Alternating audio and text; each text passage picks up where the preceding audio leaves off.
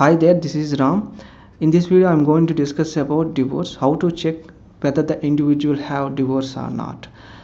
The first important house for divorce is 6th house. The reason behind 6th house is it is the 12th from the 7th house.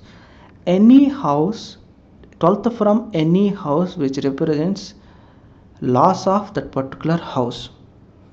If 7th house is marriage, 12th from the 7th house is loss of marriage.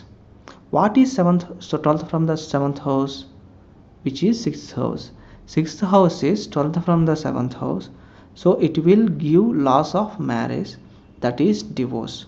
So that is the reason 6th house represents divorce. And another reason is 6th house represent misunderstandings, quarrels. If misunderstandings and quarrels increases, then only couple take decision of taking divorce.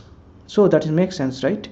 And whenever 7th house connection with 6th house or 6th house, any connection between 7th house and 6th house may give divorce. Here the important thing is I want to share, I seen some people even their 7th lord in the 6th house or 6th lord in the 7th house, they are happy also. That is the reason, don't judge blindly by reading books in Google. We need to learn many things before judging your chart or others' chart. That is the reason I'm making this video.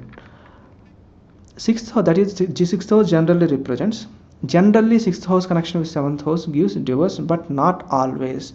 For the best example is Shah Rukh Khan chart, the Indian superstar Shah Rukh Khan. His 6th lord Saturn is placed in the 7th house, but still now there is no, he is 50 now, his marriage life still happy. It was love marriage. His marriage life is very nice, and the couple never they never fight mostly, and still now they are not divorced and no complaints in the marriage life. That is the best example. So generally 6th house represents divorce, that's it. And next house which represents divorce is 11th house. Why?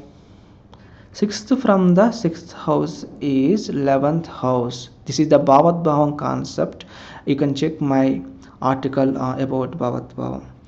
So if 6th house is divorce, 6th from the 6th house is also represents divorce. So that is the reason I take 11th house also for divorce. Another reason is 11th house is multiplicity, anything multiple. So it means that multiple relationship, like one, more than one, even 3-4 also sometimes. So any connection with 11th house will give multiple marriages. But one thing, you might think that 7th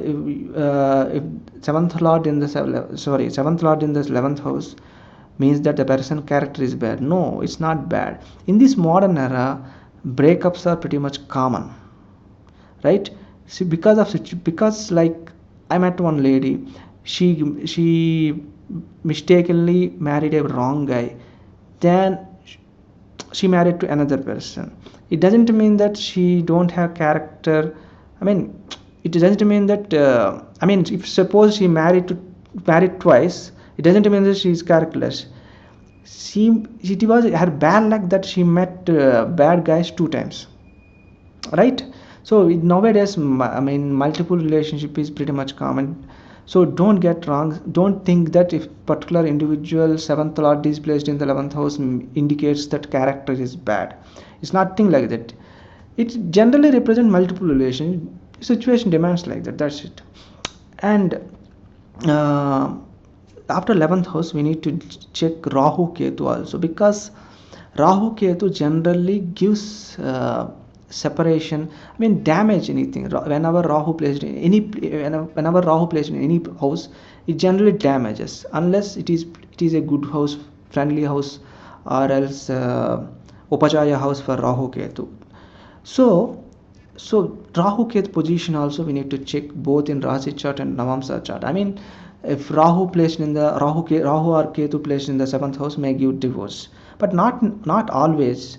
let's say Leo ascendant, Rahu in the 7th house and Ketu in the 1st house will not give divorce unless 7th lord Saturn is not well placed, unless Navamsa chart is bad.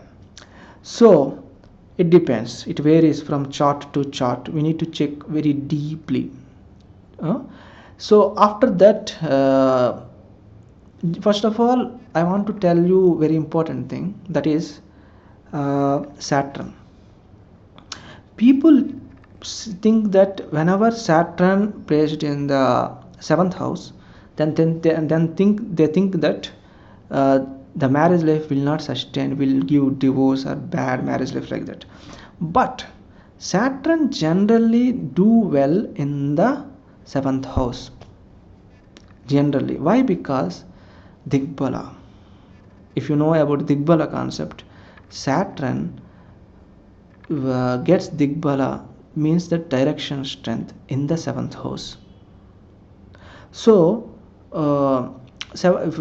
most of the cases I see Saturn in the 7th house is good only.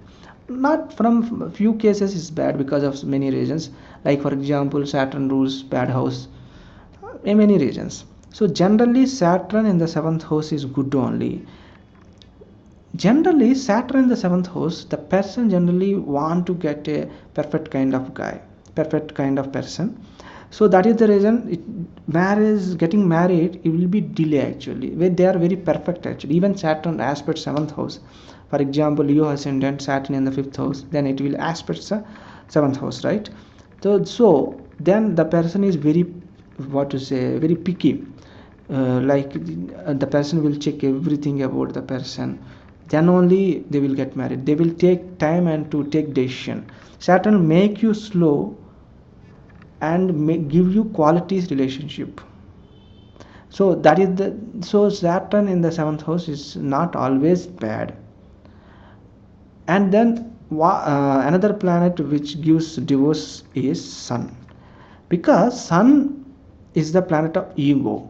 Whenever see Saturn getting Digbala in the 7th house and Sun doesn't get Digbala in the 7th house, so Sun doesn't feel comfortable in the 7th house generally, not always, generally. So Sun in the 7th house will give ego problem between couples. So when ego problem increases, they will take divorce. So that is the thing. You need to check if Sun in the 7th house, they might give divorce. Not only Rasi chart, Navamsa chart also promises for divorce, then only, as I told you. And then Jupiter also important, because Jupiter generally doesn't comfortable in the 7th house. It's if Saturn feel very comfortable in the 7th house because of Digbala, but Jupiter, general point of view, Jupiter in the 7th house is bad position according to me, especially for jewel signs. So Jupiter in the 7th house is a bad position for marriage. So you need to check Jupiter position also. This is about divorce. Don't get me wrong guys, this video is also take it as a basic thing about divorce concept. Okay, we need to check more things to judge the particular person will have divorce or not. Let's say for example, now only I told Jupiter in the 7th house will give divorce, but sometimes it won't give also. Why? Because for instance Gemini ascendant, Jupiter in the 7th house. Okay, here Jupiter is getting Hamsa yoga. Even it is a Badaka planet, it is getting a yoga called Hamsa yoga. So marriage will be sustained.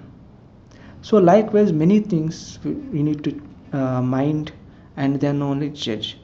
Hope you understood about divorce. Thanks for watching.